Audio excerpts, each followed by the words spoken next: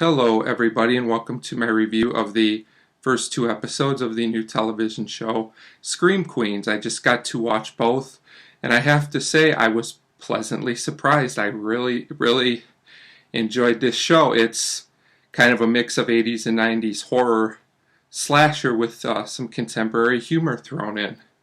And it stars Jamie Lee Curtis, Emma Roberts, Abigail Breslin, and many other people who all did a really good job. Those were the three actresses that I enjoyed the most in this, especially Jamie Lee Curtis. It's very nice to see her kind of in something that spoofs a genre that she really helped to create.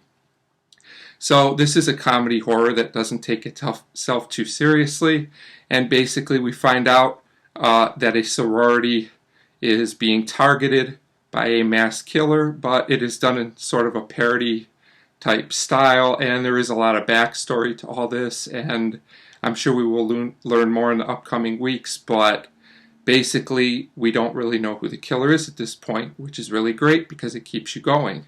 And I think for the most part that it does hit its mark as a slasher parody, but it's not scary at all, so if that's what you're looking for, I would say go elsewhere. However, I did think most of the jokes hit. Another thing really great about this is that the soundtrack was amazing. If you like 80s and 90s music, the songs that were used in each situation, I could not have picked better myself.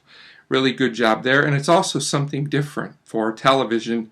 There's a lot of same type of programs. There's a lot of really good programs on television, but this show stands out as something completely unique, offbeat, and different.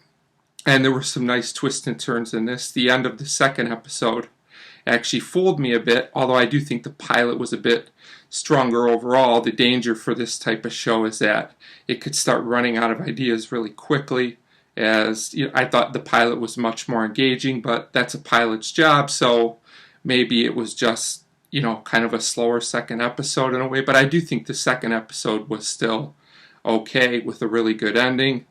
One problem with this show that I can see is there are a few jokes that fell flat, and a few times the show tries a little bit too hard to parody certain horror elements. I think if they just tone it down a little bit but still keep the same mood, the show will be much better for it. But overall, I was surprised. I wasn't even sure about watching this, but I thought the preview looked promising, so I decided to check it out, and here I am talking about the show. So it makes me want to watch it at least another week, which is a very good thing, and I think I will stick with this show. We'll see how it does.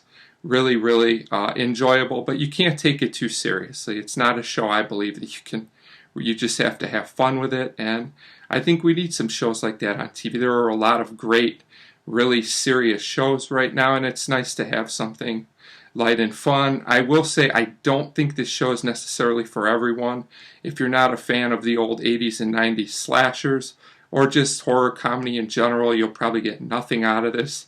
But for fans of those genres like me, like I was at one time, and still am to a point, it is a nice callback, and I think it's well done for the most part. I really do. I could see where there will be mixed opinions on this show, but I really liked it for the most part and look forward to checking it out again. So overall, I would say rating the first two episodes together, I would give it a 4 out of 5. I think it's a success so far, and as always, you can tell me if I'm right or wrong, leave a comment, and thanks for watching.